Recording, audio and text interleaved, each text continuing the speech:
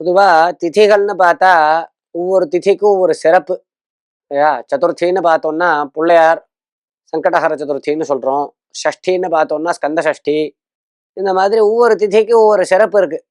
அந்த மாதிரி இந்த த்விதீயைக்கு ஏதாவது சிறப்பு இருக்கான்னு கேட்டா, இந்த த்விதீய இந்த மாசத்துல வரக்கூடிய இந்த த்விதீயைக்கு ஒரு சனி சிறப்ப சாஸ்திரங்கள் சொல்றது. இதுக்கு யமத்விதீயா அப்படின்னு பேரு. அது என்னது அது யமத்விதீயா? பயமா இருக்கே கேட்டாலே அப்படின்னா, பயப்படுறது இல்ல இது. ரொம்ப ஸ்பெஷல்.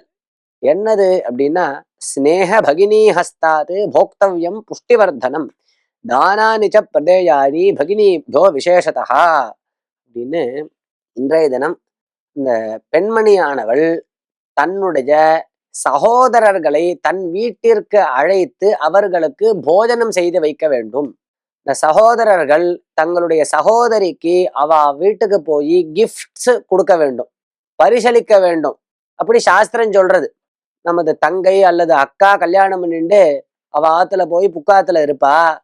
இந்த யமத்விதி அன்னைக்கு தன்னுடைய சகோதரர்களை சகோதரியானவள் கூப்பிடணும். நீ வா எங்க ஆத்துக்கு வா, எங்க வீட்டுக்கு வா, இங்க எங்க வீட்டுல வந்து சாப்பிடு, விருந்தளிக்கிறோம் அப்படின்னு சொல்லணும்.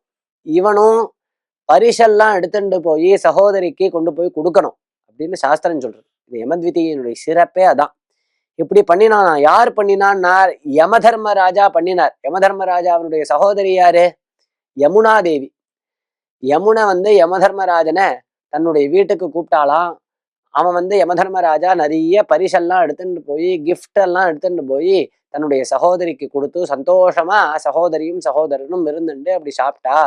சகோதரி வீட்டுல அவளுடைய கையால சமைச்ச சாப்பாட்டை இன்னைக்கு சாப்பிடணும்னு சாஸ்திரம் சொல்றது. இப்படி பண்ணினா என்ன? யாது போஜயத்தே நாரி பிராதரம் யுக்மகே திதௌ அர்ச்சயே சாப்பி தாம்பூலைஹி நசா வைதவ்யமாப்னுயாத். எந்த ஒரு பெண்மணியானவள் இந்த யமத்விதி அன்னைக்கு தன்னுடைய சகோதரர்களுக்கு வீட்டுல கூப்பிட்டு உணவளிச்சு அவளை சந்தோஷப்படுத்துறாளோ அவளுக்கு வைதவ்யம் அப்படிங்கிறதே ஏற்படாது. அதாவது தன்னுடைய கணவன் இறந்து போய் தான் இருக்கக்கூடிய ஒரு அந்த சூழ்நிலையானது அவர்களுக்கு ஏற்படாது. தீர்க்க சௌமங்கல்யம் அவர்களுக்கு ஏற்படும் அப்படின்னு சாஸ்திரம் சொல்றது.